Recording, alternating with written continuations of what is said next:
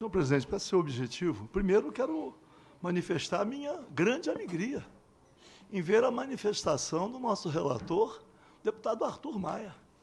Que se fosse um radical como eu, que propusesse a criminalização com pena privativa da liberdade do devedor contumável, aquele que age de má fé, está vendo aí? Já vem esses radicais aí, podiam até chamar de comunistas.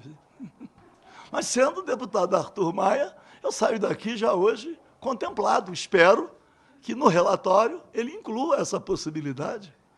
Mas criminalizar o devedor quanto mais. Mas eu estava ouvindo, né,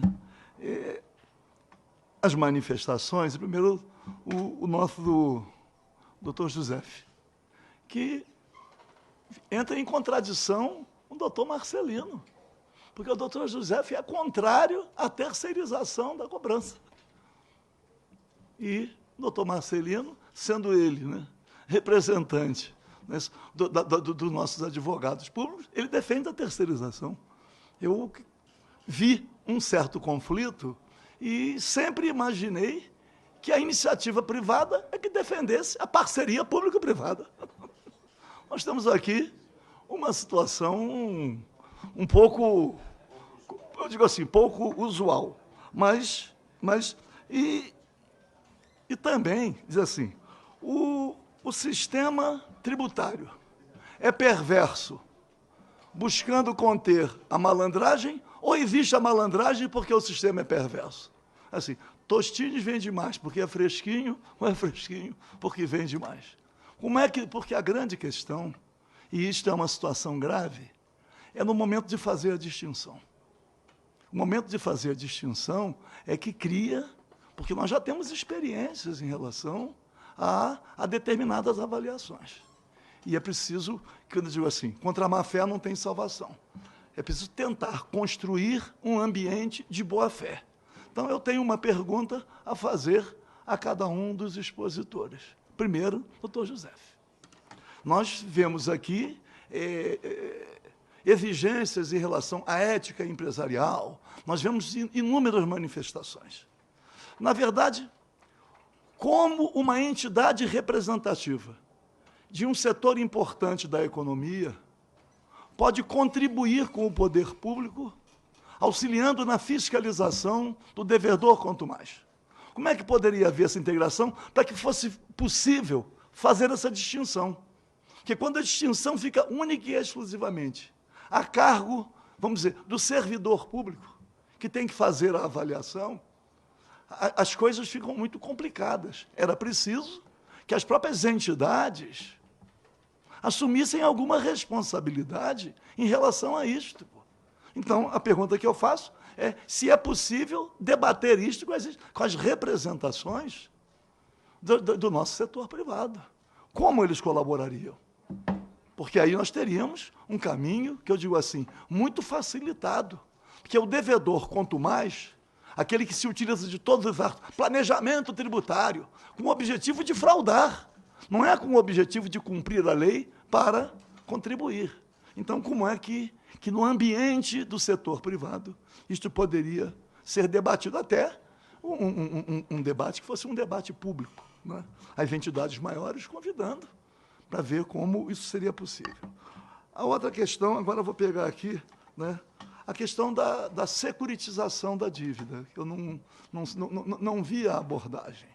Eu, lá no Rio de Janeiro, deputado Tadeu Alencar, demais membros da comissão, vivi as turras lá, lutando por essa questão, a cobrança da dívida ativa. Era um horror. Ah, mas só tem uma vara, foi criada outra vara. A Procuradoria do Estado também não tem estrutura, não tem, fica um emperramento muito grande. E queriam lá securitizar. Só queriam securitizar aquela parcela da dívida que já estava no refis. Quer dizer, a de mais fácil cobrança seria securitizada. Então, uma sugestão inicial é perguntar, seria bom, pelo menos, deixar a securitização para os créditos a partir de certo valor, mas os mais podres? O de mais fácil cobrança ficaria com a Procuradoria, E o de mais difícil seria jogado, inverter essa lógica na privatização da coisa. Então, também é outra pergunta que eu faço. E aqui eu botei aqui pergunta, estou... Terceirizar. E é um debate permanente, doutor Paulo Roberto também manifestou, quais são as experiências exitosas em cada unidade da federação. Quando o senhor citou aqui o Rio Grande do Sul, com algumas leis que são consideradas exitosas, no Brasil inteiro, quando fala assim, o projeto foi elaborado sem que houvesse, a União não consultou os Estados, assim, não é a União, é a desunião. A desunião não consultou os Estados. Quais são as experiências exitosas que tem? Né? No Brasil inteiro, em cada unidade da federação, para que nós pudéssemos apreciar só as exitosas. Claro que as fracassadas também, porque exclui já, mas pelo menos está vendo as exitosas. E para encerrar, fazer só um comentário geral, também na observação do Dr. Jefferson, falando na recuperação do desenvolvimento, recuperação dos investimentos, ele falou, não é? Falou uma coisa aqui interessante, o grau de investimento. Eu hoje, vindo para cá, lendo o jornal, eu vi que uma empresa de auditoria, KPMG, está mandando um representante seu para prestar depoimentos, considerando a questão, tudo o que houve na Petrobras, deplorável sob todos os aspectos. É preciso registrar isso. Aí eu me lembrei, nós temos eu chamo de organização criminosa, que envolve o sistema financeiro internacional. Quem é que define o grau de investimento dos países?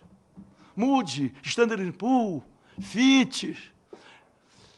Essas são as mesmas que disseram em 2008 que tudo estava maravilhoso lá na Europa, nos Estados Unidos, quando houve a crise de 2008. São organismos internacionais, eles é que fazem esse cálculo. Isto aí, grau de investimento, determina depois tudo. Determina juros, determina... E a mesma coisa, as empresas de auditoria. São sempre as mesmas. Deloitte, KPMG. Então, no caso específico desse da Petrobras, diz o seguinte, então, olha aí, ó, estamos chamando a empresa de auditoria, que fez auditorias, foi contratada, ganhou para fazer auditoria e disse que estava tudo perfeito.